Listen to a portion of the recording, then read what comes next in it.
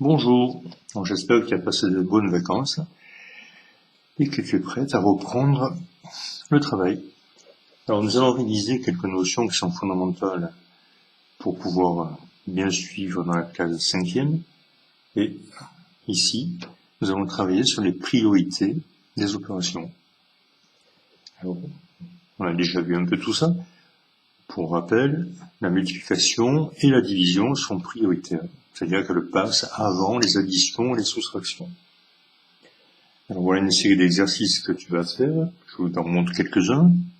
Donc le premier, par exemple, il faut calculer le nombre 1. C'est 9 plus 2 fois 3, moins 4.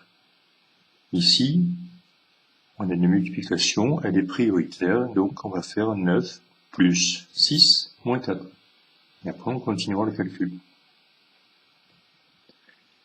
Dans le B, on a 11 plus 4 fois 5. Là encore, la multiplication est prioritaire. Il faut calculer 11 plus 4 fois 5, 20. Donc 11 plus 20, et 11 plus 20, ça fera 32. Dans le C, la multiplication est prioritaire. On effectue la multiplication et la soustraction ensuite. Dans le D, ici, il y a une multiplication au milieu. Donc on va écrire 45 plus 5 fois 3, 15, moins 40. Ça fera 45 plus 15 moins 40. Et on fera l'opération ensuite. Ici, il y a une division. Voilà. Ici, il y a une multiplication. Donc, j'effectue d'abord la multiplication. Donc, j'écrirai égal 4 fois 9, 36, moins 5, plus 12 divisé par 6. Et que 12 divisé par 6, ça fait 2, plus 7. Donc, je vais avoir 4 fois 9, 36, moins 5, plus 2, plus 7. Et après, je fais le calcul. Voilà. S'il y a des parenthèses,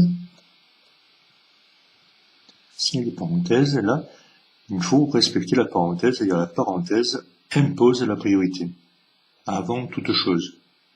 Il y a bien une multiplication ici, mais avant de faire la multiplication, il faut faire le calcul indiqué dans la parenthèse. Donc ici, il faudra écrire au-dessous 6 plus 4 fois 27 moins 7, 20. Donc il faudra écrire 6 plus 4 fois 20. Ensuite, il faudra effectuer la multiplication. Ça fera donc 6 plus 80. Et on termine. Ici, il y a une division. Elle serait prioritaire, mais il y a une parenthèse. Donc, il faut d'abord faire ce qui est dans la parenthèse. Donc, au-dessous, j'écrirai 12 divisé par, je fais le calcul 25 moins 19, ça fait 6. Et le résultat sera donc 12 divisé par 6, ce qui fera 2. Voilà, etc. Bon, je te laisse terminer tout ça. Je pense que tu sais le faire. Et ensuite, on va passer à quelques problèmes où il faut écrire les opérations.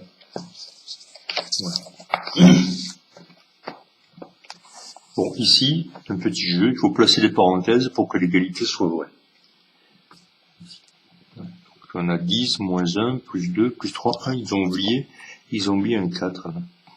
Voilà. Voilà. Eh bien, pour que l'égalité soit vraie, ici, il faut mettre une parenthèse autour de toutes ces additions-là. Parce que 1 plus 2 plus 3 plus 4, ça fait 10. Et 10 moins 10, ça fera 0. Voilà. Je te laisse chercher. Bon, j'ai fait le dernier ici, le D. On a ceci, il faut mettre les parenthèses pour trouver 21. Alors moi j'ai trouvé, simple. Si je mets une parenthèse ici autour de 7 moins 5, 7 moins 5 ça fait 2. 2 fois 5, 10. 10 plus 11, 21. Voilà, il faut faire comme ça. Et là également, il faut placer le signe pour que l'égalité devienne vraie. Bon, aussi on pourrait essayer de regarder le premier. Il faut trouver 490. Mais moi je ferai 7 fois 7, 49. Et ici, multiplié par 6 plus 4. 7 fois 7, 49. 6 plus 4, ça fait 10. 49 fois 10, 490. Voilà. Ensuite, un exemple ici, le 6. Émilie avait 50 € dans sa tirelire. Elle achète une poupée valant 20 € et 3 petites robes coûtant 4 € chacune. Combien lui reste-t-il? Bien, elle avait 50 €, elle va enlever tout ce qu'elle doit payer. Donc, elle avait 50 €, elle enlève les 20 € et 3 petites robes contenant 4 €. Donc, il faut une seule opération. Elle enlève donc les 20 € et elle enlève aussi les 3 petites robes qui coûtent 4 €.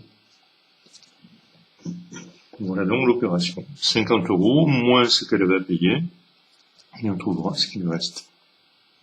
Voilà. Alors là aussi, les exercices à terminer sur cette page-là.